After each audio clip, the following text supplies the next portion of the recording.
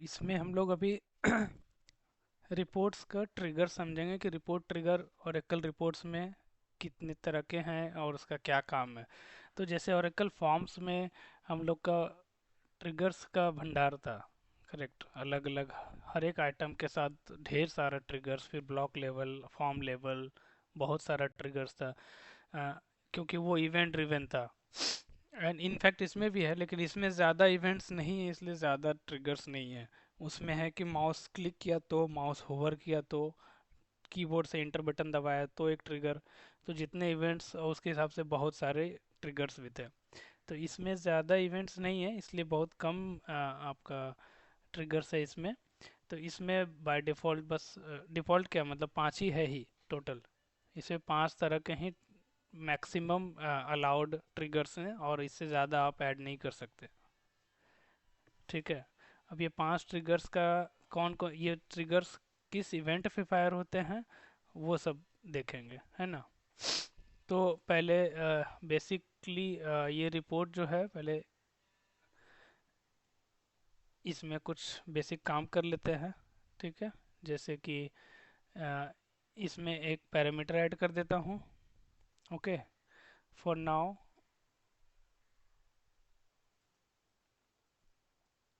Let's say यहाँ पे एक पैरामीटर p1 ऐड किया, इसका नाम रख दिया यूजर पैरामीटर में p अंडरस्कोर डेप्थ। ओके। ठीक है। एंड इसका list of values let's say select statement ले लेता हूँ। ओके। सेलेक्ट, इसको मैं एक काम करता हूँ, इधर लिखता हूँ select department underscore id comma department underscore name from departments table, है ना। ये मैं लिस्ट ऑफ वैल्यू में दिखाऊंगा कि एक डिपार्टमेंट चूज करो रिपोर्ट जनरेट करते के समय। ओके। और उसके ऊपर मैं एक काम करता हूँ कि यूजर को एक ये भी ऑप्शन होना चाहिए ना कि नल हो सेलेक्ट। तो वो भी यहाँ पर डाल सकते हैं, नहीं ज़रूरत है तो नहीं डालेंगे। फिर एक काम करता हूँ, मैं ले लेता हूँ कि यूजर को अगर नहीं चाहिए, कोई वैल्यू नहीं सेलेक्ट करना है तो सारे आना चाहिए। ओके। तीन दिस के सेलेक्ट नल, इसका लिहाज होगा डिपार्टमेंट आईडी, फिर नल फ्रॉम डुअल यूनियन, है ना। अब इसमें ऑर्डर बाय लगा देता हूँ, order by nulls, I mean पहले डिपार्टमेंट आईडी नल्स फर्स्ट, यानी नल पहले आए हर हाल में, ऐसा क्वेरी है। तो सबसे पहले ये आएगा फिर ऐसे आएगा। तो ये क्वेरी का लेकर के मैं सेलेक्ट स्टेटमेंट में डाल देता हूँ। ओके। एनवीएल ये हो गया पी डिपार्टमेंट है, इसका एलओवी बन गया। ये मेरा पैरामीटर ऐड हो गया यूजर डिफाइंड। ओके। अभी मैं पेपर पैरामीटर लेआउट में वापस इधर पैरामीटर, सॉरी, अरे इधर नहीं, ये लास्ट वाला पैरामीटर फॉर्म में जाता हूँ और यहाँ पे क्विकली एक फील्ड ले लेता हूँ सो डैट कि यूजर यहाँ पे इनपुट कर सके जो भी फील्ड आएगा। ओके। इस पे F4 करके उसको पी डेप्ट यहाँ पे चूज कर लेता हूँ सोर्स में, जो मैंने पैरामीटर ऐड किया है अभी। तो पी डेप्ट यहाँ आ गया, सेट कर दिया। ओके। अब यहाँ पे डेटा मॉडल में जाएंगे और यहाँ पे वेयर क्लॉज में वो डालना पड़ेगा ना कि कौन सा डिपार्टमेंट यूजर ने सेलेक्ट किया है। तो where department underscore id equals to colon p underscore depth, और इसको मैं एनवीएल रख देता हूँ कि अगर उसने नल सेलेक्ट किया तो फिर बाय डिफॉल्ट सारे डिपार्टमेंट्स, है ना। तो यहाँ नल हैंडल कर दिया। तो पहले इतना रन करके देखते हैं, कंपाइल सेव, यहाँ पर रन। यहाँ पर डैश डैश मतलब कुछ नहीं है, यहाँ रन किया तो सारे रिकॉर्ड्स आ गए। ठीक है। क्योंकि यहाँ पे मैंने एक पेज में पांच ही रिकॉर्ड रखा है इसलिए पांच आ रहे हैं। बाकी के रिकॉर्ड्स आपका नेक्स्ट पेज में आएगा। तो इस तरह से 22 पेजेज आया। और अगर मैं इसको फिर से रन करूँ तो यहाँ पर अगर मैं सिर्फ परचेजिंग लेता हूँ तो मुझे कम रिकॉर्ड आएगा। परचेजिंग का टोटल कितना है, 6 रिकॉर्ड है, 5 एक पेज में, बाकी एक दूसरे पेज में। तो it is working as per the parameters. यहाँ तक तो ठीक है। अब ये जब जब भी मैं ये रन कर रहा हूँ तो ये पैरामीटर फॉर्म खुल रहा है, करेक्ट। ये फॉर्म पहले खुल रहा है, ये जो पेज दिख रहा है कि इनपुट करो वैल्यू, है ना। यहाँ पे पैरामीटर वैल्यू में इनपुट करने के लिए, तो ये पैरामीटर फॉर्म खुल, जब भी मैं रिपोर्ट रन करता हूँ तो पैरामीटर फॉर्म खुलने से पहले, ओके, बिफोर पैरामीटर फॉर्म इसका ट्रिगर का नाम है। देखो यहाँ ट्रिगर का नाम भी है, ऊपर में देखो ट्रिगर्स लिखा हुआ है, रन टाइम पैरामीटर फॉर्म। तो यानी ये पैरामीटर फॉर्म खुलने से पहले जो ट्रिगर फायर होता है उसको बोलते हैं बिफोर पैरामीटर फॉर्म ट्रिगर। और इसमें जब वैल्यू इनपुट कर दिया और जब इसको ओके कर दिए तो ये हो गया आफ्टर पैरामीटर फॉर्म, यानी वो पेज जब क्लोज होगा तब। ओके, दो ट्रिगर हो गए, ठीक। अब यहाँ पे आते हैं, इसको थोड़ा सा छोटा किया मैंने, इसको इधर छोटा किया। यहाँ रिपोर्ट ट्रिगर में जाता हूँ, तो बिफोर पैरामीटर फॉर्म और आफ्टर पैरामीटर फॉर्म समझ में आया कब कॉल होता है। कि जब जब भी रन करते हैं तो वो फॉर्म खुलने से पहले ये वाला फायर होता है। आप उस इस जगह पे आप नीचे इसके अंदर आपको अपना जो भी लॉजिक लिखना हो, कोई वेरिएबल का असाइनमेंट या फिर कोई टेबल में डेटा इंसर्शन, या फिर आपका कोई भी क्या बोलते हैं पैरामीटर का वैल्यू डिफॉल्ट कुछ सेट करना, या anything you want to initialize और समथिंग, कुछ भी करना हो तो आप यहाँ कोई प्रोसीजर कॉल करना है कॉल कर सकते हो, कुछ भी करना है तो कर सकते हो। वो तो डिपेंड करता है कि उस समय आपको क्या रिक्वायरमेंट है। और फिर इसके बाद आफ्टर पैरामीटर फॉर्म, मतलब वो फॉर्म पे जब डेटा एंट्री हो जाएगी, वैल्यू डाल देगा और वो ओके करेगा रन करने के लिए, तब ये वाला कॉल होगा। ये दो चीज़ क्लियर सबसे पहले। अब बचा तीन। अब ये तीनों कब फायर होता है, तो जैसे ही वो फॉर्म क्लोज होता है तो वो अब जाता है डेटा लाने के लिए, कि जो यहाँ डेटा मॉडल में डेटा दिख रहा है ना, यहाँ पे ये क्वेरी है, ये क्वेरी को वो सेलेक्ट करना शुरू करता है डेटा लाने के लिए। तो बिफोर रिपोर्ट बोलते हैं उसको, ठीक है। यानी अब वो रिपोर्ट जनरेट करना शुरू करेगा, ठीक है। तो रिपोर्ट जनरेट शुरू करने से पहले आपको कुछ करना है क्या, कि तो वो अगर करना है, यानी जस्ट फॉर्म क्लोज हुआ पैरामीटर फॉर्म, यानी ये क्वेरी मेरा कंप्लीट हो गया, क्वेरी में वैल्यू जो पास करना था वो पास कर दिए, तो भले ही वो नंबर कुछ पास हो या फिर नल पास हो, लेकिन वो काम कंप्लीट हो गया, यानी अब ये query is ready to fire, है ना। तो ये क्वेरी फायर होने से पहले, जैसे ही फायर होगा तो डेटा आना शुरू हो जाएगा। ये फायर होने से पहले आपको कुछ करना है क्या, this is for before report, ठीक है। अब ये डेटा फेच करके लाना शुरू कर दिया, यानी बिफोर रिपोर्ट का काम खत्म। अब डेटा लाना शुरू किया तो उसने पहला पेज आपको दिखा दिया कि ये देखो पहला पेज में मैंने 5 रिकॉर्ड दिखाए हैं, ठीक है। तो ये ऐसे करके यहाँ दिखा दिया, ये आ गया डेटा। अब यहाँ से जैसे ही आप नेक्स्ट पेज में जाते हो तब ये फायर होता है बिटवीन पेजेस, यानी एक पेज से दूसरे पेज के बीच में जब हम शिफ्ट करते हैं, जाते हैं, नेविगेट करते हैं, तो उस बीच में ये फायर होता है बिटवीन पेजेस, ठीक है। तो उस समय भी आपको कुछ चेंजेस करने हैं या फिर कुछ फॉर्मेटिंग करना है रिपोर्ट्स में रन टाइम में, कि अगले पेज में कुछ चेंज करें, या कोई भी वैल्यू या कोई डेटा के साथ कुछ भी चेंजेस करना है, या कोई वेरिएबल का वैल्यू इंक्रीमेंट करना है, पहले कुछ इनिशियलाइज किया था बाद में उसका वैल्यू में कुछ और चेंज कर दिए, है ना। तो उस टाइप का भी काम करना है, anything you want to do आप इस जगह पे कर सकते हो। तो बिटवीन पेज कब फायर होता है, जब एक पेज से दूसरे पेज में नेविगेट करते हैं। लेकिन ये बिटवीन पेजेस फर्स्ट पेज के लिए फायर नहीं होता है, क्योंकि फर्स्ट पेज के लिए तो बिटवीन कॉन्सेप्ट है ही नहीं ना, वो तो शुरुआत पेज है। तो फर्स्ट पेज से दूसरा पेज में जाएंगे तब बिटवीन होगा, तो एक बार फायर। फिर दूसरा से तीसरा में जाएंगे तो फिर से फायर होगा बिटवीन पेजेस, ओके। तो अगर मान लो 10 पेज है तो इट मीन्स कि बिटवीन पेजेस आपका 9 टाइम्स फायर होगा, ठीक है। अगर 5 पेज है तो 4 बार होगा, सिंपल, क्योंकि फर्स्ट पेज के लिए वो फायर नहीं होता है।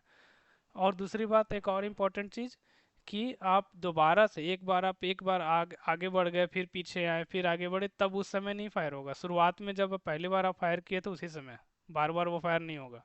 आप अगर आगे पीछे ऐसे ऐसे करते रहोगे तो वो बार बार फायर नहीं होगा, ठीक है। यानी एक ही बार फायर होता है वो। हाँ, फिर से आप रिपोर्ट वापस इधर गए, वापस से फिर से इधर पैरामीटर वैल्यू डाल करके वापस से रन कर रहे हो ऐसे करके, तब वो फायर होगा। जैसे अभी डायरेक्ट खुल गया तो ये फायर नहीं हुआ। यहाँ पे अगर मैं जाऊँ और ये वाला रन करूँ फिर से, रन पेपर लेआउट, ये पैरामीटर मुझसे मांगेगा, यानी दिस इज फर्स्ट टाइम, यानी फ्रेश फ्रेश रिकॉर्ड वापस से जनरेट कर रहा है। तब मैं नेक्स्ट करूँगा, तब ये मेरा बिटवीन पेजेस फायर होगा। लेकिन अभी मैं फिर से देखो नेक्स्ट चला गया, नेक्स्ट चला गया, बैक जाऊँगा तो ये और फिर से नेक्स्ट करूँगा, तब ये बिटवीन पेजेस इस समय फायर नहीं होगा। ठीक है, तो ये ध्यान रखना है कि कभी परेशान नहीं होना है कि अरे यार ये वो हो क्यों नहीं रहा है। तो पहला बात इसमें इम्पोर्टेंट कि फर्स्ट पेज के लिए नहीं होगा, दूसरा बात कि वो बार बार नहीं होगा, एक बार आपने रन कर दिया तो नेक्स्ट नेक्स्ट गए फिर पीछे आए फिर नेक्स्ट जाओगे तो नहीं होगा फायर।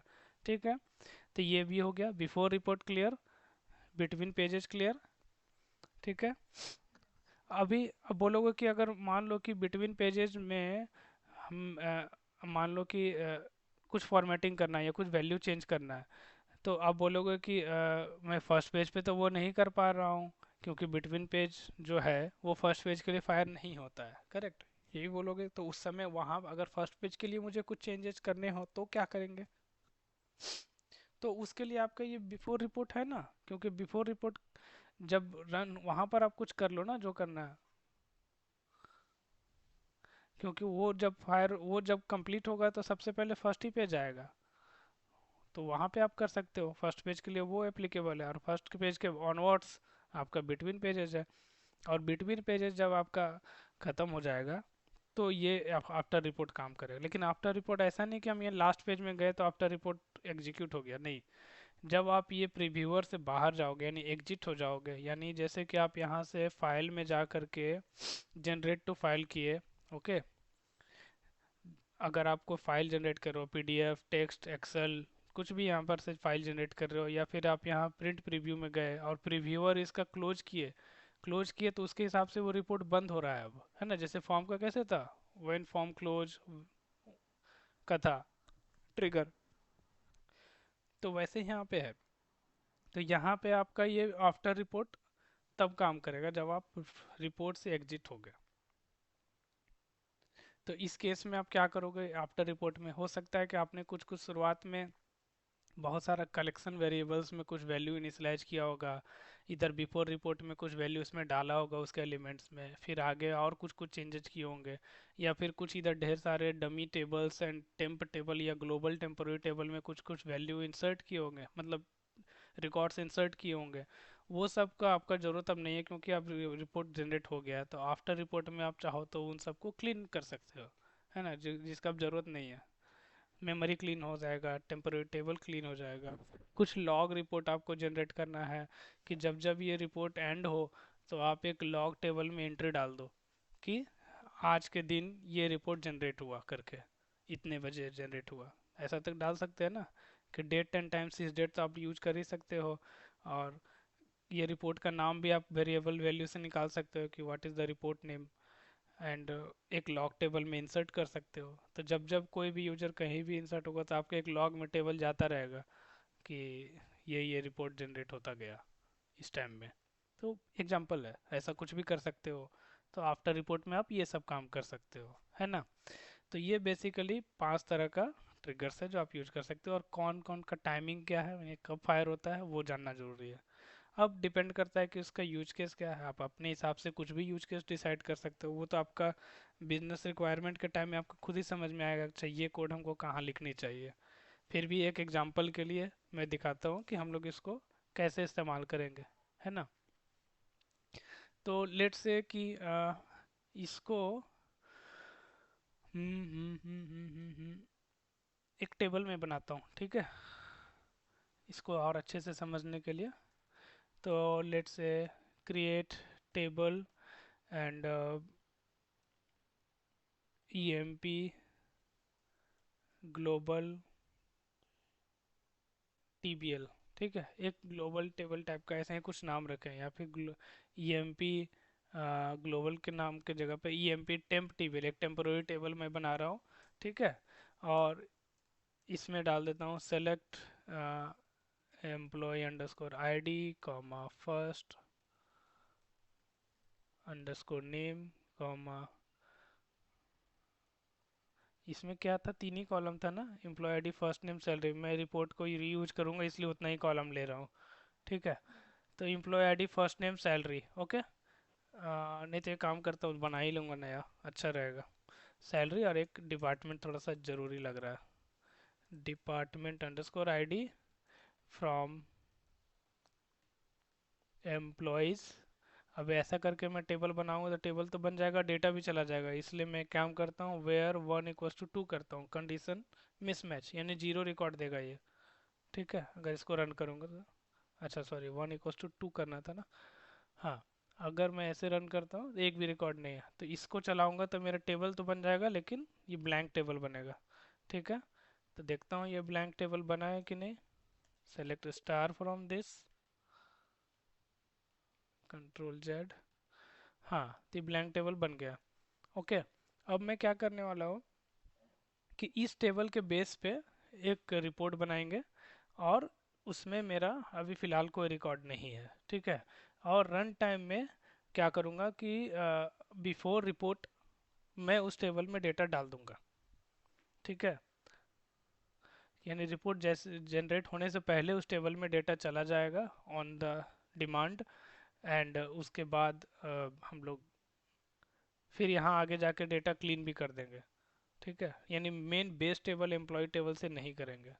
ठीक है, ये जस्ट सा मतलब एग्जांपल है, क्योंकि सब छोटा छोटा टेबल है। अगर बड़ा रियल टाइम इन्वायरमेंट में अगर आप काम करोगे तो जरूरी नहीं कि आपका सेलेक्ट स्टेटमेंट जो है डेटा मॉडल में वो ऐसा वन लाइनर और एक ही टेबल बेस्ड हो, वो काफ़ी कॉम्प्लेक्स भी हो सकता है। तो कॉम्प्लेक्सिटी रिमूव करने के लिए आप ऐसा एक सिंगल लाइनर का क्वेरी लिख सकते हो जिसके ऊपर डेटा मॉडल बनाओ, और फिर उस टेबल में जो डेटा डालेंगे उसका जो क्वेरी लिखेंगे वो काफ़ी कॉम्प्लेक्स रहेगा, वो किसी दूसरे प्रोसीजर में रहेगा, और उस प्रोसीजर को यहाँ पे बिफोर रिपोर्ट के टाइम पे कॉल कर लेंगे, तो वो रन टाइम में डेटा डाल देगा, और ये मेरा सिंप्लिसिटी भी इधर रहेगा, है ना।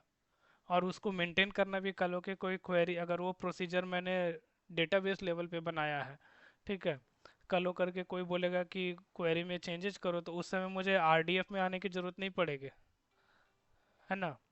क्योंकि उस समय फिर मुझे वापस से रिपोर्ट बिल्डर क्यों टच करना है, क्योंकि मुझे तो स्ट्रक्चरल में कुछ चेंज नहीं करना है, सिर्फ क्वेरी में चेंज करना है। तो क्वेरी मेरा ऑलरेडी डेटाबेस लेवल पे प्रोसीजर पे उधर ही चेंज कर देंगे।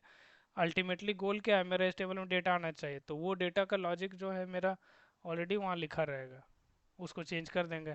और मेरा डेटा मॉडल में select star from temporary table रहेगा, तो इधर मेरा कोई फ़र्क नहीं पड़ेगा इसके स्ट्रक्चर में, है ना। तो ये एक एग्जांपल आप यूज के समझ सकते हो इस ट्रिगर का फ़ायदा। ठीक है, तो एक काम करते हैं, इसमें ऑलरेडी मेरा पैरामीटर्स भी ऐड किया हुआ है, तो इसी को यूज करना पड़ेगा, क्योंकि फिर नया में फिर से मुझे पैरामीटर ऐड करना पड़ेगा, मेहनत करना पड़ेगा। तो इसको सिंपल फटाक जल्दी से जल्दी कर लेते हैं, ये वेयर क्लॉज हटा दो। ठीक है, और यहाँ एम्प्लॉयज़ के जगह पे क्या नाम है, ईएमपी करके। ठीक है, select employ ID first name salary. Okay, from this table, यहाँ डिपार्टमेंट लेने की जरूरत भी नहीं, डिपार्टमेंट है तो क्या वो नहीं लेंगे, तीन ही कॉलम ले सकते हैं ना। तो ये इसमें मेरा स्ट्रक्चरल कुछ चेंज नहीं हुआ। अगर मैं इसको कंपाइल करूँ, सेव करूँ, और अगर मैं इसको रन करूँ, ये मुझसे मांगेगा, लेकिन मैंने वेयर क्लॉज में लगाया नहीं है, तो उससे कुछ फ़र्क नहीं पड़ता, डेटा तो ऐसे भी नहीं है इसमें। ठीक है, अब इसमें डेटा नहीं है, इसको डेटा इसमें लाना है। ठीक है, ये पैरामीटर मैंने लिया है, लेकिन ज़रूरी नहीं कि उस पैरामीटर को मुझे डेटा मॉडल में यहाँ क्वेरी में यूज करना ही है। ऐसा ज़रूरी नहीं है कि मैं यहाँ यूज करूँ, मैं पैरामीटर वैल्यू ले सकता हूँ और उसको यूज कहीं और भी कर सकता हूँ, मैं यहाँ पे यूज करूँगा बिफोर रिपोर्ट में। ठीक है, तो यहाँ पर वेयर क्लॉज में ज़रूरी नहीं कि वेयर क्लॉज में लगाए, तो यहाँ पर मैंने सिर्फ सादा रखा है select star from EMP temp table, बस। अभी इसमें डेटा नहीं है, इसमें डेटा मुझे डालना है। तो डेटा डालने के लिए काम हम यहाँ पर बिफोर रिपोर्ट में करेंगे। बिफोर रिपोर्ट के ऊपर आप डबल क्लिक करो, इसका कोई प्रॉपर्टी पायलट नहीं होता है, ये डायरेक्ट इसका प्रोग्राम यूनिट ही खुलेगा। ठीक है, और एक चीज़ कि यहाँ जैसे इस पर कोई चेंज करोगे तो देखो यहाँ पी है, यहाँ पे पी दिख रहा है ना छोटा सा, वो यहाँ नीचे प्रोग्राम यूनिट करके नीचे बन जाता है। ओके, क्योंकि एक तरह का वो कोड ही है ना। तो आप यहाँ पर भी बाद में इधर आकर के भी खोल सकते हो। और बाय डिफ़ॉल्ट ये सारे जो पांच है, पांचों के पांचों ट्रिगर आपका ट्रू रिटर्न करना चाहिए। ट्रू नहीं करेगा तो उसके आगे का एक्शन नहीं होगा। अगर मान लो बिफोर रिपोर्ट फेल, तो फिर आगे का काम नहीं होगा, सब पूरा रिपोर्ट बंद। ओके, तो ठीक है। अब यहाँ बिफोर रिपोर्ट का जो ट्रिगर है, सॉरी, ये अभी यहाँ के केस में वो फंक्शन बोलते हैं, बट हमारे लिए वो ट्रिगर है। देखो ऊपर में ट्रिगर लिखा है। तो यहाँ पे हम क्या करने वाले हैं, यहाँ पे बेसिकली हम लोग इंसर्ट करेंगे। तो इंसर्ट स्टेटमेंट पहले यहाँ पे बना लेते हैं क्विकली। ओके, तो यहाँ पे इतना पार्ट कॉपी, और इसको लिख देते हैं ऐसे, insert into this table, temporary table, और select employee first salary department from employees table, and where clause में डिपार्टमेंट आईडी इक्वल्स टू, यहाँ पे लिखेंगे पी अंडरस्कोर डेप्ट, जो हमारा पैरामीटर से यूजर देगा। ठीक है, और यहाँ साथ ही साथ एनवीएल भी लगा देते हैं कि अगर यूजर वहाँ पे नल देगा तो हमें क्या करना है, तो हमें सारे रिकॉर्ड्स इंसर्ट कर देने हैं। अगर एक डिपार्टमेंट देगा तो एक डिपार्टमेंट का रिकॉर्ड इंसर्ट करेंगे उस टेम्पोररी टेबल में, और अगर डिपार्टमेंट नहीं देगा तो हम ये एनवीएल की हेल्प से वो सारे रिकॉर्ड्स जितने भी एम्प्लॉय टेबल में वो टेम्पोररी टेबल में डाल देगा। तो ये मैं कॉपी करता हूँ और यहाँ पेस्ट कर दिया, सेमी कॉलन। ठीक है, अब क्या होगा कि यहाँ पे जब मेरा रिपोर्ट रन होगा तो पहले क्या रन होगा, बिफोर पैरामीटर फॉर्म, फिर आफ्टर पैरामीटर फॉर्म, वहाँ यूजर ने इनपुट कर दिया जो करना है। उसके बाद वो जाएगा डेटा मॉडल में, वहाँ पर लाएगा वो select star from EMP time table वाला जो टेबल नाम है, और फिर उसके बाद वो इधर आएगा बिफोर रिपोर्ट में। बिफोर रिपोर्ट जब ये रन होगा, यानी मेरा वो क्वेरी उठा लिया, लेकिन क्वेरी को उसने रन करना शुरू नहीं किया है अभी। शुरू करने से पहले मैंने बोला ना बिफोर रिपोर्ट, तो उससे पहले यहाँ पर ये वाला फायर हो जाएगा। इसके अंदर जो कोड लिखा हुआ है ये फायर होगा, तो क्या करेगा कि जो क्वेरी उसने उठाया select star from EMP temp table, उसमें तो डेटा है नहीं, तो यहाँ पर पहले डेटा हम लोग डाल देंगे। और जब ये रिटर्न ट्रू हो जाएगा, तब फिर वो जो डेटा मॉडल में उसने क्वेरी उठाया था उसको जब वो सेलेक्ट करेगा तो उस समय उसको डेटा मिल जाएगा, क्योंकि यहाँ पे मैंने अभी डाल दिया। तो this is how it will work.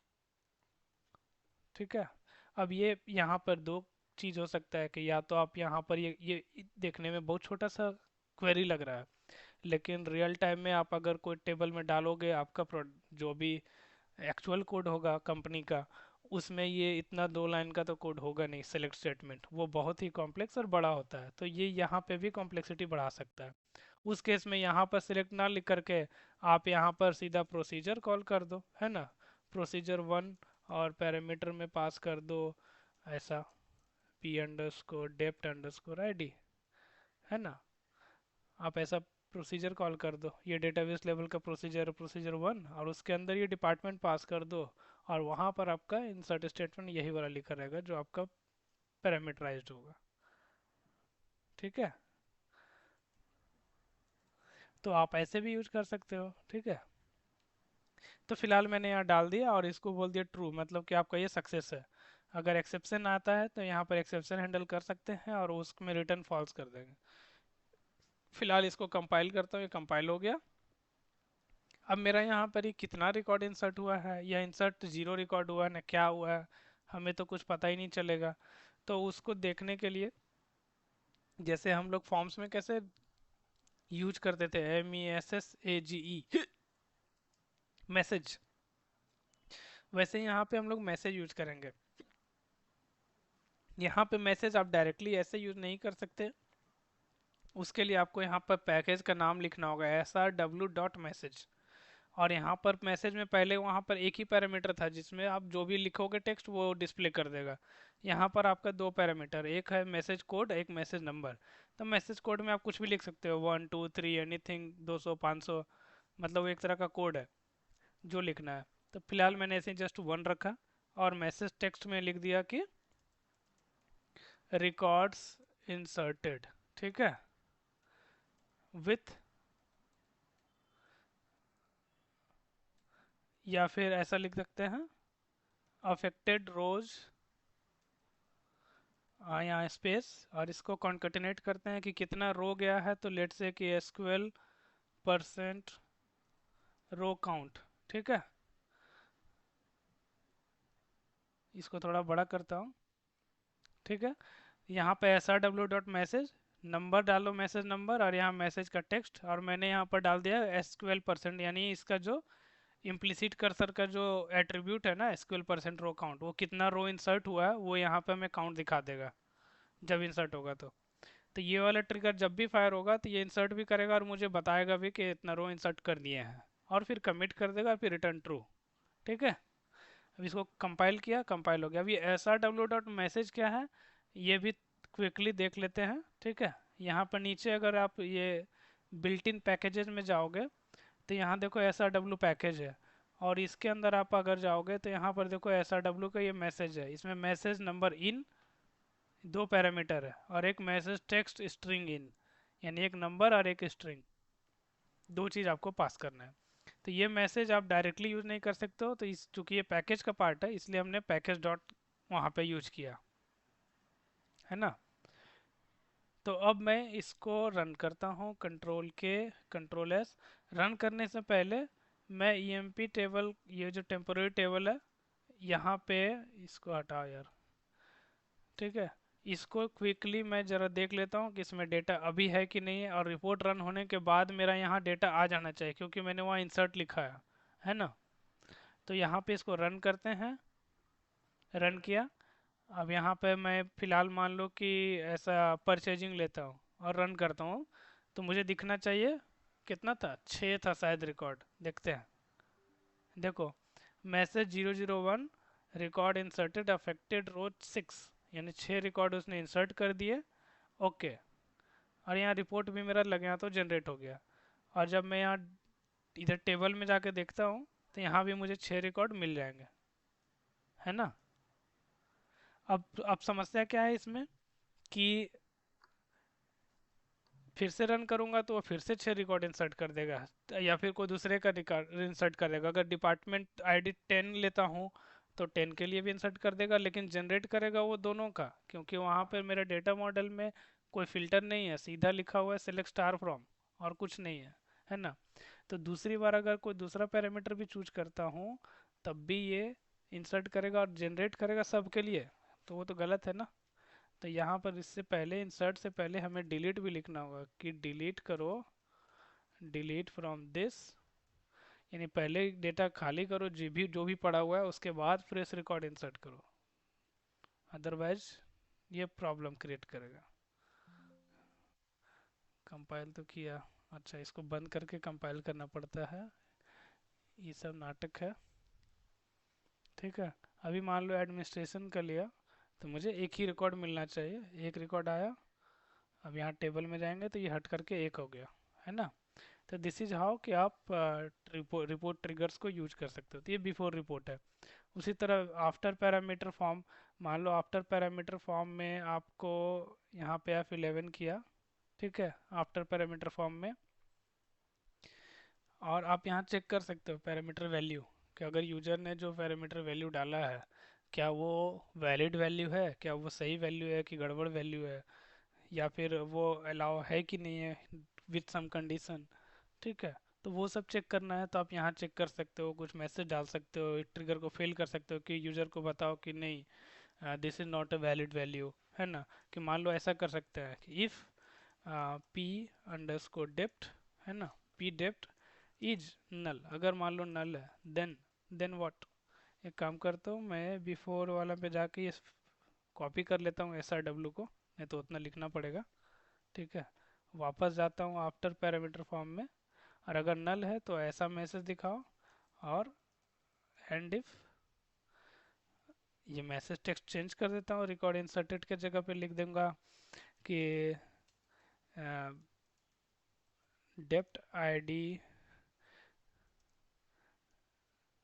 या फिर प्लीज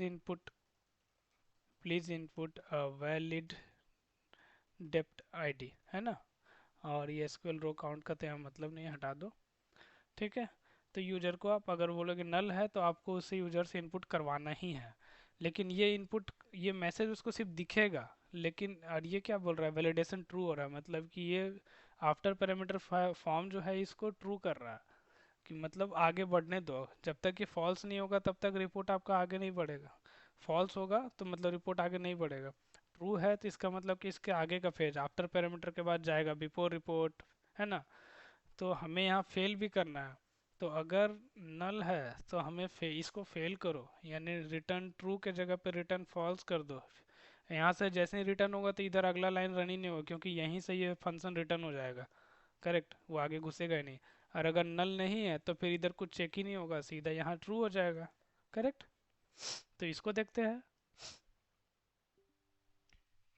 ओके, इधर ऑलरेडी व्यूअर खुला हुआ था, इसलिए ऐसा हुआ। इसको पेपर लेआउट में वापस आता हूँ, कंट्रोल के, कंट्रोल एस, इसको रन करता हूँ।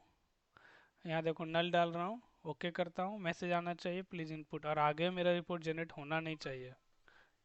ठीक है, देखो आ गया, please input valid department ID. Okay किया, the after form trigger failed. Okay, आप यहाँ जब तक सही वैल्यू नहीं डालोगे तब तक ये चक्कर घूमता रहेगा। इसमें से कोई भी एक ले लोगे फिर ये प्रॉब्लम नहीं आएगा। फिर इसको जैसे ही करोगे आगे बढ़ गया, देखो रिकॉर्ड इंसर्ट वाला में चला गया, इसने इंसर्ट किया, रिपोर्ट जनरेट कर दिया।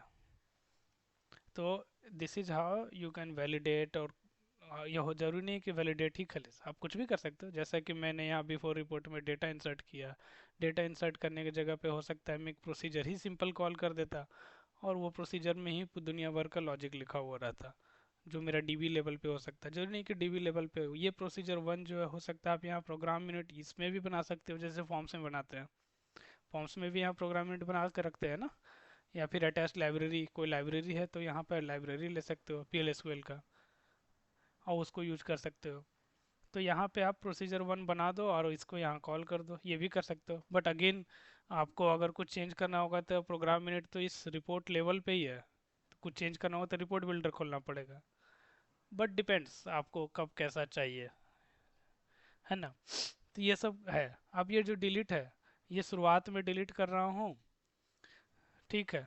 मान लो कि रिपोर्ट जनरेट करने से पहले मैंने डिलीट कर दिया, फिर इंसर्ट कर दिया और रिपोर्ट जनरेट हो गया, अब मैं रिपोर्ट से बाहर आ गया, लेकिन डेटा तो मेरा अभी भी टेम्पोररी टेबल में पड़ा का पड़ा ही है ना। अब वो अगली बार रन होगा तब उसको डिलीट करेगा, लेकिन डिलीट करने से क्या फ़ायदा, वो तो खुद के लिए डिलीट कर रहा है और वो फिर से इंसर्ट कर भी दे रहा है। अल्टीमेटली रिपोर्ट बंद होने के बाद भी मुझे एट ए टाइम कोई ना कोई डेटा ज़रूर दिखेगा। करेक्ट। और वो सही नहीं है। मान लो कि रन टाइम, ये तो एक एक रिकॉर्ड है, ये बहुत बड़ा, ढेर सारा कॉलम्स हो सकता है, ढेर सारा रिकॉर्ड्स हो सकते हैं इसमें। तो क्यों अननेसेसरी ऐसा कन्फ्यूजन क्रिएट करे। तो आप चाहते हो कि रिपोर्ट जब जनरेट हो जाए, है ना, तो उसके बाद वो डिलीट भी कर दे उस समय, यानी आफ्टर रिपोर्ट का मैं बात कर रहा हूँ। ठीक है। तो आफ्टर रिपोर्ट के लिए तो आफ्टर रिपोर्ट में जाओ, है ना, यहाँ पे कि जब मेरा आफ्टर रिपोर्ट हो जाए तो वहाँ पर ये डिलीट भी लगे हाँ तो कर दे, ऐसा। और यहाँ से कमिट, ठीक है, कंपाइल, यानी जब मेरा रिपोर्ट कंप्लीट हो जाए तो साथ ही साथ डिलीट भी कर दे। अभी इसको, अरे ये पहले paper layout, compile, save, now run it. ये पैरामीटर मांग रहा है, लेट्स से मैं एडमिनिस्ट्रेशन था ना, मार्केटिंग में है क्या कुछ डेटा, 2 रिकॉर्ड है, ठीक है। तो यहाँ जनरेट हो गया डेटा, यहाँ तो आपको 2 रिकॉर्ड मिल जाएंगे, है ना, मार्केटिंग का 2 रिकॉर्ड।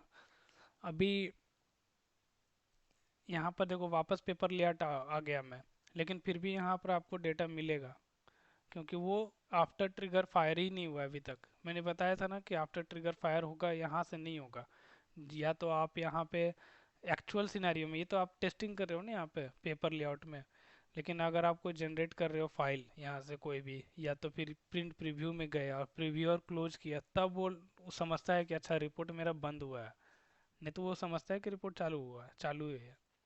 तो प्रिंट प्रीव्यू में मान लो गए यहाँ पे, ठीक है।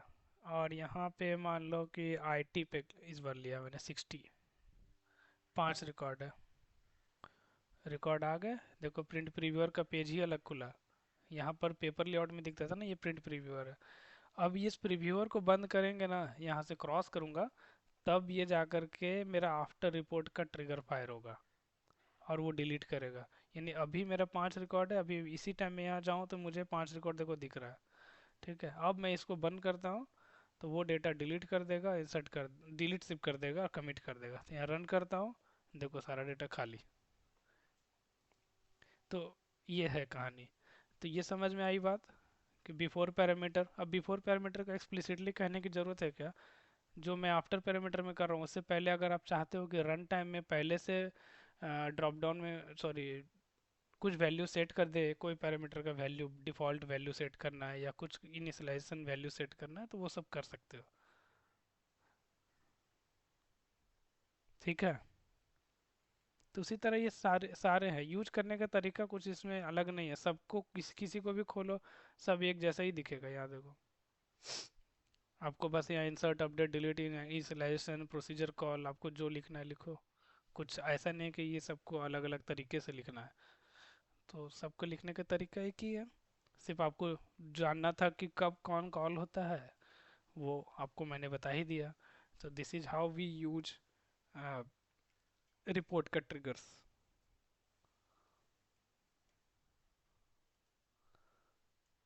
कोई डाउट है इस पे?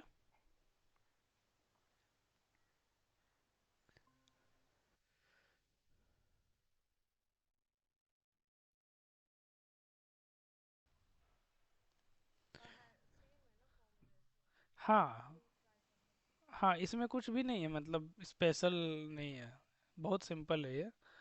और इसमें आप नॉर्मल जैसे आपका पी एल एसक्यूएल का जितने सारे चीज़ लिख रहे थे वो यहाँ पे भी मैंने आपको दिखाया कि आप कैसे कर सकते हो।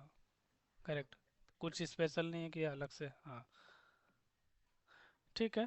तो ये रिपोर्ट ट्रिगर का बेसिक कॉन्सेप्ट है, आप ये समझे। अभी एक और टॉपिक बचा है इसमें, display file link. File link क्या होता है? ठीक है, तो यहाँ पे पेपर लेआउट में आता हूँ, ये कुछ ज़्यादा स्पेशल नहीं है, बहुत छोटा सा ये भी है। तो फाइल लिंक यहाँ पर देखो लेफ्ट साइड में है, फाइल लिंक। यहाँ से बस ये क्या करता है, फाइल लिंक रिपोर्ट बिल्डर एक ऑप्शन देता है कि अगर आपका कोई फिजिकल फाइल है जिसको आप लिंक करना चाहते हो, तो आप यहाँ एक तरह से अटैचमेंट जैसा आएगा और ये उसके जगह पे प्रीव्यू भी दिखाएगा। ठीक है, जैसे कि ये तो डेटा हो गया ना, अब डेटा के अलावा जैसे मान लो कि कोई टेक्स्ट फाइल है या फिर कोई जेपीजी फाइल है, आप यहाँ पर दिखाना चाहते हो, तो यहाँ पर आप ऐसे ले लो। जेपीजी तो आप ऐसे भी इंसर्ट कर सकते थे, लेकिन this is not about the JPG only. मतलब आप यहाँ पे रन टाइम, यहाँ पे कोई टेक्स्ट फाइल आपने यहाँ पे लिया, ठीक है, तो यहाँ पर आप वो टेक्स्ट फाइल का लिंक यहाँ अटैच करोगे तो उसका कंटेंट यहाँ पर रिपोर्ट में दिखाएगा। तो मान लो कि ये मैंने ऐड किया एक फाइल लिंक, इसके ऊपर F4 किया, तो यहाँ पर फाइल टाइप आप किस तरीके का चूज कर सकते हो। ठीक है, जैसे यहाँ पे देखो सोर्स फाइल का फॉर्मेट क्या है, टेक्स्ट है कि इमेज है, इमेज यूआरएल है, ये दोनों है भी, ये दोनों पता नहीं मुझे क्या है, यूज़ नहीं किया है कभी। तो बेसिकली उतना यूज भी हमें भी नहीं पता। तो text, image and image URL, मान लो कि टेक्स्ट लेना है तो टेक्स्ट लिया, सोर्स फाइल नेम कि ये जो किसका प्रीव्यू वो दिखाएगा रिपोर्ट में। तो ये कोई डेटा कहीं टेबल से नहीं लाएगा, ये आपका डायरेक्टली फाइल अटैच करके उसका प्रीव्यू दिखाएगा। तो यहाँ पर उसका फाइल का नाम डाल दो, मान लो कि अ,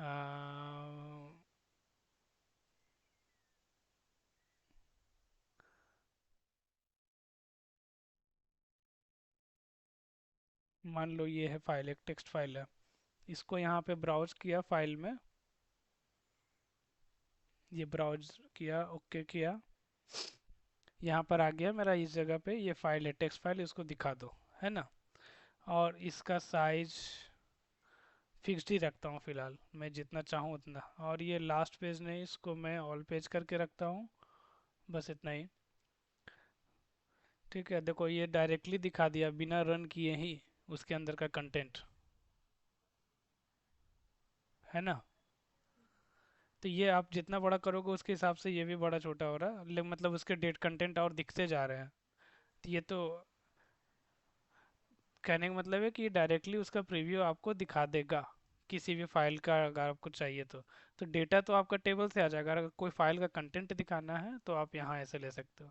तो इसमें कुछ भी ऐसा नहीं है। बेसिकली आप ऐसे अरे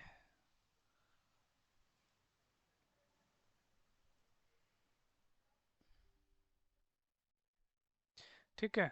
तो आप, ये तो मैंने किया है हर एक पेज के लिए। आपको नहीं चाहिए, आपको लास्ट पेज के लिए चाहिए तो लास्ट पेज में दिखाओ। हाँ, वो तो कॉमन सेटिंग है। तो ये आप बस किसी भी फाइल का कंटेंट अगर दिखाना चाहते हो जो प्रीव्यू डेटा के साथ साथ, तो आप वो फाइल का अटैचमेंट एक तरह से बस, और कुछ नहीं है। तो इसका नाम है इसलिए फाइल लिंक। ठीक है। क्या क्या क्या?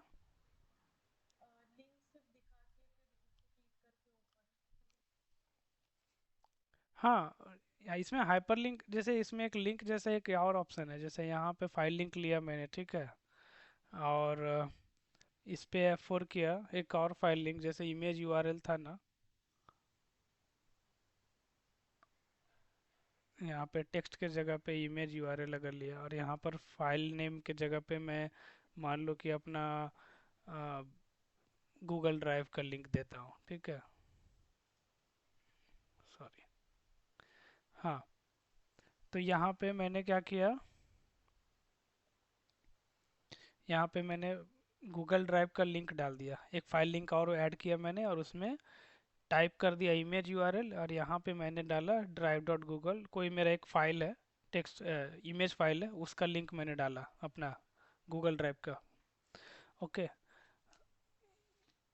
अब उसको यहाँ पे किया, अब इसको कंपाइल करता हूँ, रन करता हूँ, तो ये मेरा पेपर लेआउट में नहीं दिखेगा, बिकॉज ये पेपर लेआउट में एज ए हाइपर लिंक नहीं दिखाता है। ठीक है, इसके लिए आपको पीडीएफ जनरेट करना पड़ेगा। ये देखो, क्योंकि यहाँ पर तो आप डिज़ाइन मोड है ना एक तरह से, ये पेपर लेआउट यहाँ पे क्या है, डिज़ाइन ही है एक तरह से कि आप यहाँ छोटा बड़ा कर सकते हो। तो इसके ऊपर क्लिकेबल नहीं, क्लिक करोगे तो ये समझेगा कि आप ऑब्जेक्ट को सेलेक्ट करके इसका प्रॉपर्टी चेंज करना चाहते हो। तो आपको एक्चुअल में इस लिंक पे हाइपर लिंक जैसा हैंड सिंबल बने, वो सब तो एक्चुअल में तो यूजर यहाँ रन नहीं करेगा ना, वो तो या तो कोई फाइल ही जनरेट करेगा या वेब में देखेगा। तो उसके लिए इसको मान लो कि जनरेट टू पीडीएफ कर दिया। ठीक है, इसको एक पीडीएफ बना देते हैं, और ऐसा करके ओके किया।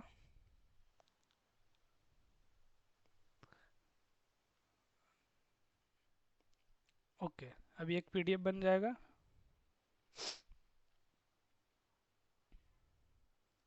पीडीएफ मेरा जनरेट हो गया। ये मेरा अभी लेटेस्ट है ना, ये वाला। तो इसको खोलो। तो यहाँ पे मेरा देखो गूगल ड्राइव, ये मेरा हो गया नॉर्मल टेक्स्ट फाइल का प्रीव्यू, डेटा का, फाइल लिंक का। और यहाँ पे है देखो, यहाँ माउस ले जा रहा हूँ तो ये मुझे क्लिक करने पे देखो दिखा रहा है कि drive dot Google dot com में कोई फाइल है, वहाँ का ये डायरेक्ट है, ये रिडायरेक्ट उधर होगा। तो लेट से मैं यहाँ क्लिक ऐसे करता हूँ, तो ये मेरा गूगल ड्राइव में घुस करके वो इमेज फाइल को दिखा देगा। देखो, ये इमेज फाइल मेरा खुल गया।